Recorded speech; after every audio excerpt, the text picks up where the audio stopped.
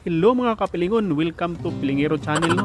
At ayun pala mga kapilingon, nandito ako ngayon sa ilog. Paano ba kasi sobrang boring sa loob ng kwarto. Palagi ka na lang nagpitok-pitok at nagtingin-tingin sa apat na sulok. Kaya napagdesisyonan kong lumabas muna ako at magpunta dito sa ilog. Dito lang naman talaga ang aking mapuntahan at wala nang iba, sana all. Naaliw pala ako sa aking nakikita dahil sobrang ganda ng kanilang pailaw-ilaw na parang ano naman to. Parang bulaklak kasi yung tingnan, kaya yun, napabidyo si Pilingero at piniplex-plex ko na lang din.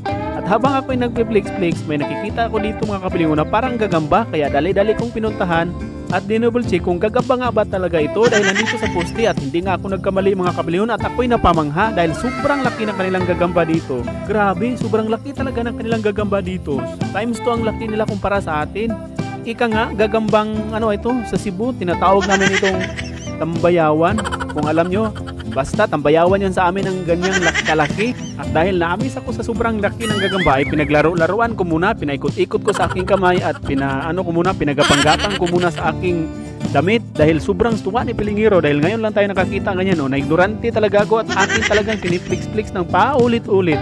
Pinagmayabang ko talaga dahil gusto ko talaga itong itari ba. Pero iwan ko lang, wala man akong ibang nakita at naawa din ako. Pero hindi ko naman hindi ko naman tinotorture niyan dahil alam ko may pamilya nag-aantay dyan ba, baka baka breadwinner at saglit ko lang yan nilaro dahil ibalik natin yan sa kanyang pamilya, baka nag-aantay ng kanyang mga anak, baka breadwinner at baka ama yan.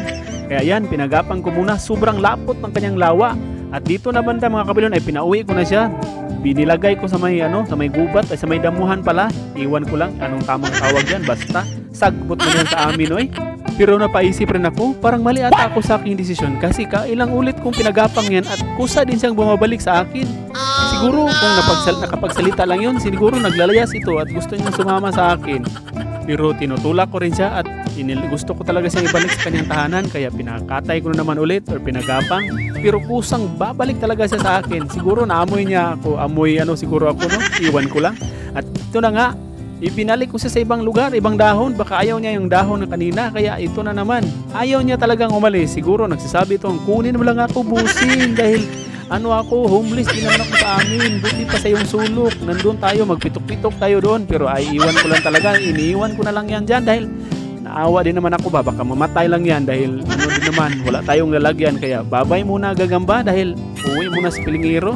At dito naman banda mga kabilong namin, nakikita kong sobrang daming mga ulam. Malaki pa nga ito sa plato yung mga karpa dito. Bukod sa karpa, meron na akong nakikitang pato man siguro yan mga kabilon, basta itik man yan yung mga wild man sila dito.